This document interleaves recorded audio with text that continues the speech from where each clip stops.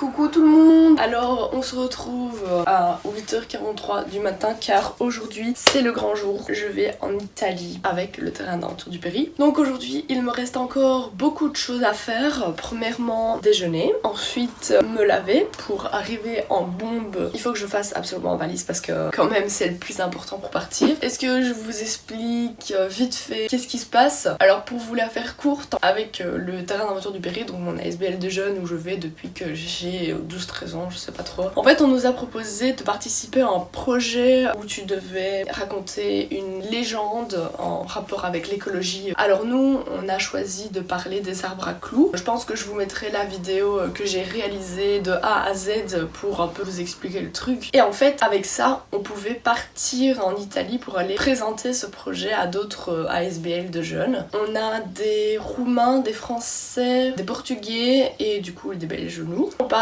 aujourd'hui en Italie, on va dans le sud à Falconara Albanese. Je vous explique un peu le programme de la journée. Donc le matin on va déjeuner, restaurant offert par l'Union Européenne parce que c'est l'Union Européenne qui finance le projet, donc billets d'avion, logement, nourriture, la totale. Donc le matin on va au restaurant pour déjeuner, de 10h à midi on va travailler sur les vidéos de chacun, etc.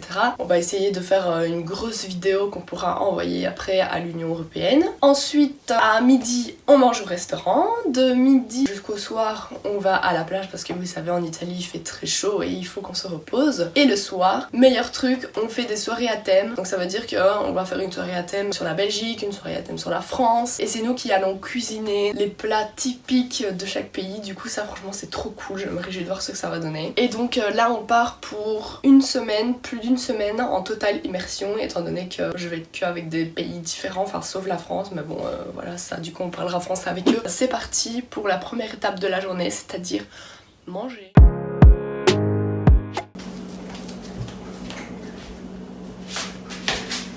On va dès à présent aller chercher la bête.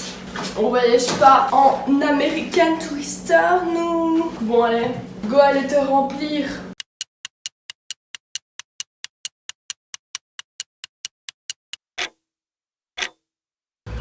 C'est parti. Deux salles d'ambiance.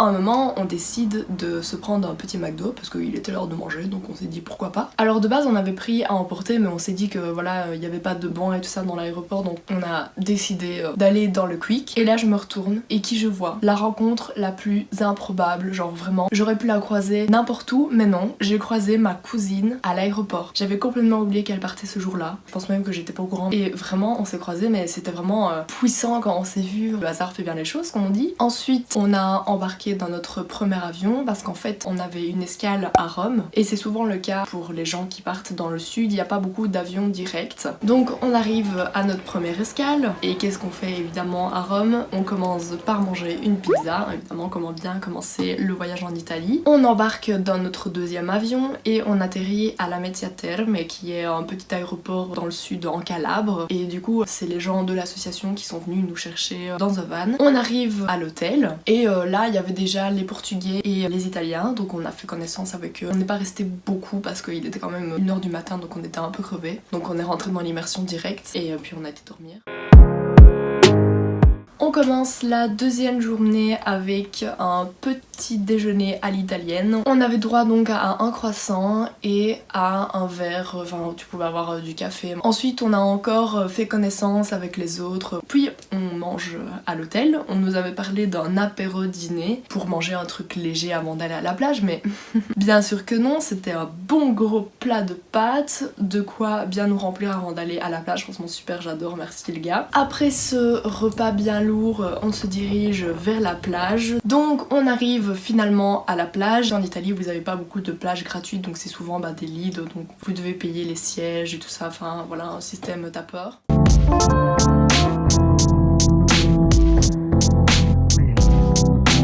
Après Après notre après-midi plage, on rentre à l'hôtel. Moi je profite du coucher de soleil parce que ben voilà, on est en Italie, il fait bon, il fait chaud, le paysage est franchement, enfin c'était trop beau, ça change de la Belgique. Donc moi je reste sur mon petit balcon et le soir on a aussi mangé à l'hôtel. On avait mangé du risotto au four, donc c'était pas mal, moi ça m'a bien plu et voilà, on a continué de parler avec les autres, on s'est posé sur la terrasse.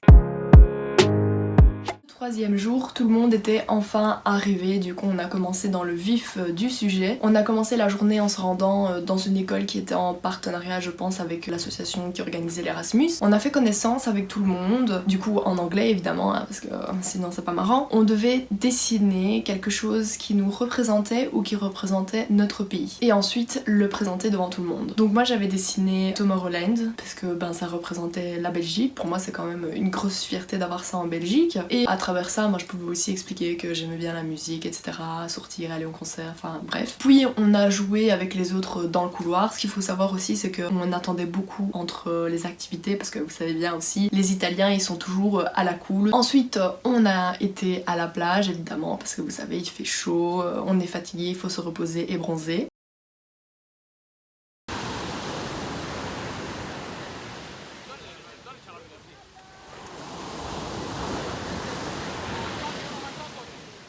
Et on a commencé les soirées à thème avec la soirée Portugal. Et évidemment, qu'est-ce qu'on a mangé? Du bacalhau, donc c'est de la morue pour nous. Et il faut savoir que les Portugais mettent du bacalhau dans vraiment presque tous leurs plats. Donc c'était évident qu'ils devaient nous cuisiner du bacalhau. Je pense que c'était avec une salade de patates et des olives, enfin je connais pas exactement le nom mais c'était très bon. Et après évidemment on a mis la musique, on a dansé, etc. C'était vraiment très chouette.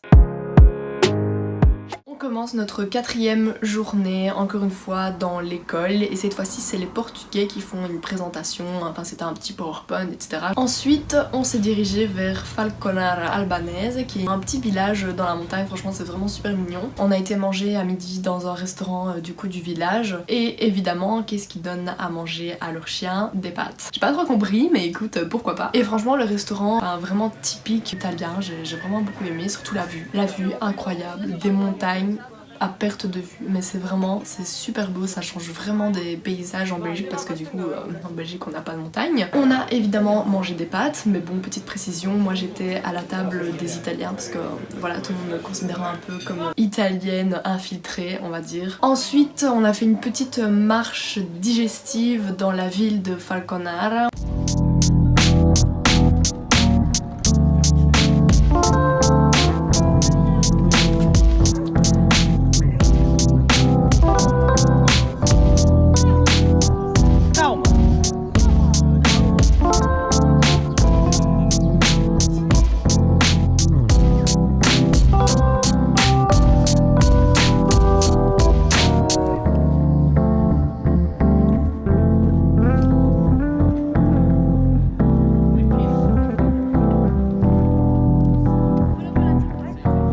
Et après, il était temps de rentrer parce que c'était à notre tour d'assurer pour la soirée belge. Mais ça a été super long parce que du coup, on avait la cuisson des frites et on devait les cuire dans des casseroles. Genre, pas des grosses casseroles, mais c'est pas les trucs que tu vois dans les friteuses, du coup ça a pris super longtemps. On a fait des mini boulettes parce que du coup, si on faisait des grosses, il n'y avait pas assez pour tout le monde. Une salade liégeoise, chose que je n'avais jamais goûté mais bon c'est pas grave, et of course des frites.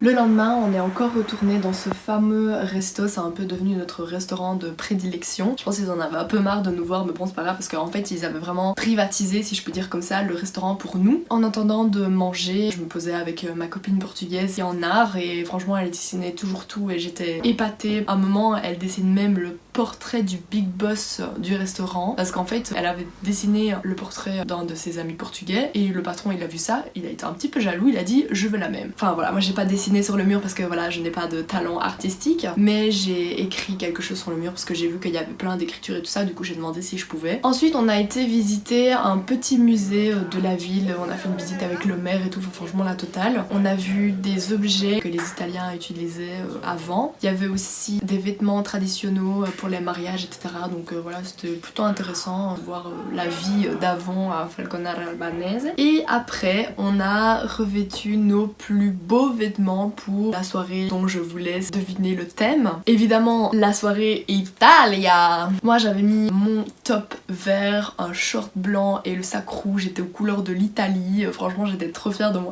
outfit. Genre même pour la Belgique, j'étais pas habillée aux couleurs de la Belgique. Voilà, on a chanté, mangé des pâtes évidemment. Sono un italiano. Mentre piangeva, io rido quando amico non si.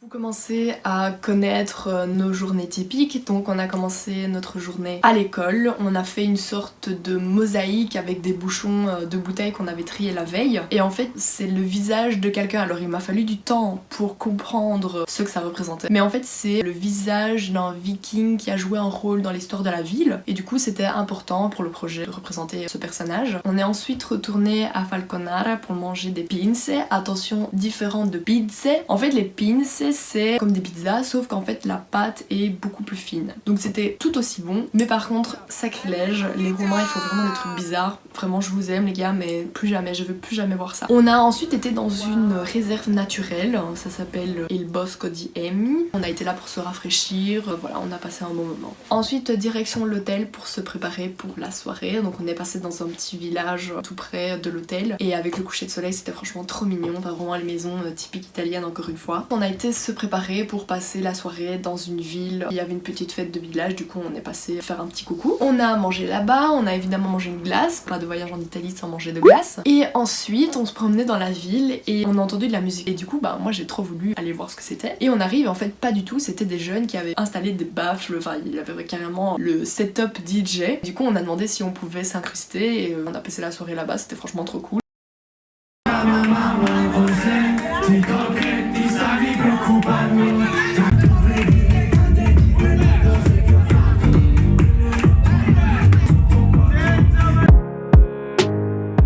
Pour le 7e jour, pas de matin à l'école. Cette fois-ci on change un peu de registre, on a été dans une grotte. Mais moi quand on m'a dit on va dans une grotte, je pensais qu'on allait vraiment dans une grotte, genre un truc souterrain. Donc moi j'avais pris une veste et tout en mode on va avoir froid, mais j'ai bien fait quand même de prendre une veste parce qu'il faisait quand même froid. Mais en fait non, c'était du coup un truc avec des cailloux quoi. Donc on a mangé du fromage que le propriétaire faisait lui-même, de la charcuterie, on a mangé un plat, enfin franchement c'était super agréable. Mais bon, à un moment ça commençait à devenir bruyant parce que quand les Italiens ont fait le Ringolido, je sais pas vraiment comment ça s'appelle, mais en fait c'est une musique d'à fond en italien. Ils se sont alliés et ils se sont dit go foutre le bordel.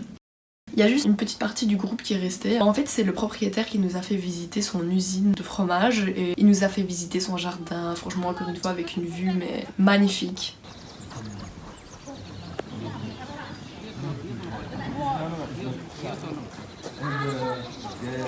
Il y avait aussi des petites biquettes, elles étaient trop mignonnes. On est redescendu avec l'Italian Team en chanson, toujours très important, pour aller à la plage. Et en fait on a fait la soirée roumaine à la plage parce qu'en fait il n'y avait pas du tout de produits roumains en Italie, enfin impossible de trouver des trucs. Donc on a juste été à la plage, on nous a donné le baffle, ils ont mis leur musique, on a dansé, on a chanté, c'était quand même super chouette. 8e jour, on n'a rien fait de spécial parce que déjà on s'était levé super tard, on n'a rien fait de spécial, on a passé l'après-midi à la plage. Le soir, on a fait la dernière soirée, franchement c'était vraiment super bien. J'ai pas trop fait de vidéo parce que vas-y, je me suis dit on va plutôt garder ça dans ma mémoire. C'était vraiment une beach party, il y avait une piscine, il y avait des spots et tout, c'était vraiment super cool. On est rentré super tard, mais le problème c'est qu'on devait se lever tôt le lendemain parce qu'on avait un avion, et encore plus nostalgique de se dire que ça va bientôt être fini quoi, dans quelques heures c'est fini les gars. Nous voici au dernier jour. C'était les adieux pour de bon. On se dit, t'as rencontré des gens, t'es resté avec pendant une semaine et tu vas peut-être les revoir dans 3 ans, 5 ans, tu sais pas quand. On a dormi dans l'avion, hein, évidemment, parce que tout le monde était crevé, personne n'avait dormi, enfin c'était vraiment horrible. Sinon, un petit mot de fin, comment vous dire que c'était une des expériences les plus belles de ma vie. Si c'est à refaire, je le refais l'année prochaine sans hésiter. Enfin vraiment, j'ai rencontré des personnes super, je suis toujours en contact avec. J'espère que ça vous aura plu. Je vous dis à bientôt pour une prochaine vidéo.